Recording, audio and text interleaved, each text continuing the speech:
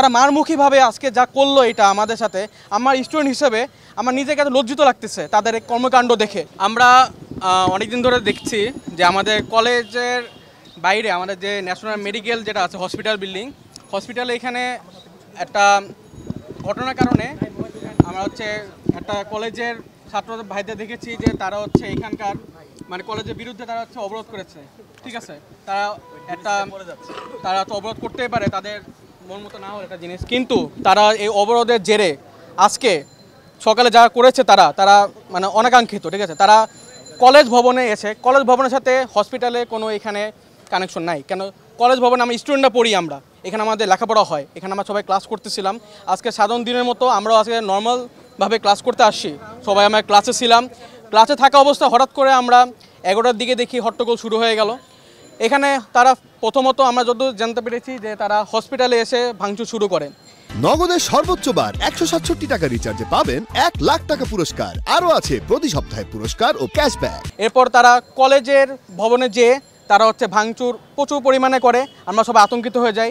Dhaka national medical কলেজে foreigner স্টুডেন্টরা অনেক পড়ে, যারা বিদেশ থেকে আসে, ইন্ডিয়া, পাকিস্তান, অনেক থেকে কাশ্মীর, অনেকে আছে এখানে আমরাও পড়াশোনা করি।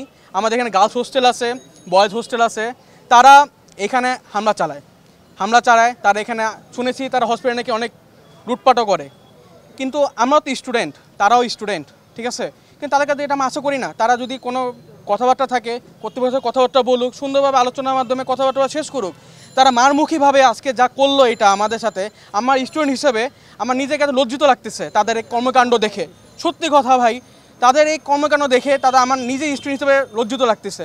তারা আরেক স্টুডেন্ট একটা শিক্ষা প্রতিষ্ঠানে তারা ভাঙচুর করে লুটপাট করে। কেন?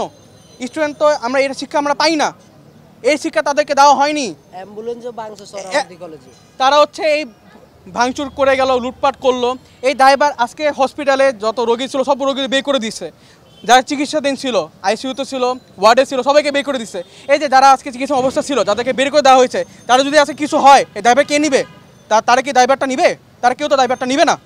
এটা কর্তৃপক্ষই তো আমাদের উপরে সব দায়ভারটা আসবে। আর আমার স্টুডেন্ট হিসেবে আমার খুবই লজ্জিত লাগতেছে তাদের কর্মকাণ্ডে, আর আমরা খুবই আতঙ্কিত। আমাদের যারা ফিমেল ফ্রেন্ডরা আছে, যারা ফরেনাররা আছে, সবাই আতঙ্কিত তাদের মানে কর্মকাণ্ডে। আমাদের কাছে ফুটেজ আছে, আমরা উপর থেকে সব ফুটেজ ভিডিও করে রেখেছি। আমরা ক্লাসের মধ্যে থেকে আমরা কিছুই করতে পারতেছিলাম, আমরা দেখে ভয় পাচ্ছিলাম যে আমরা কোথায় যাব। আমাদের অবশ্য কর্মসূচি আছে, তাদের এই কাজে আমার নিন্দা জানাচ্ছি। দরকার হলে আমাদের মানববন্ধন করব।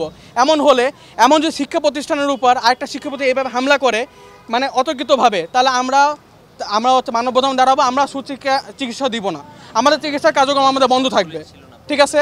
আর আমাদের প্রশাসন ভাইরা অনেক চেষ্টা করেছিলেন, কিন্তু আজকে আমাদের প্রশাসনের ভাইদের অ্যাক্টিভিটি একটু কম ছিল। সত্যি কথা বলতে তাদের অ্যাক্টিভিটি আজকে ছিলই না। আমাদের কলেজ বিল্ডিংয়ে তাদেরকে আমরা দেখতে পাইনি, প্রশাসনের ভাইদের, পুলিশ ভাইদের আজকে দেখতে পাইনি আমরা।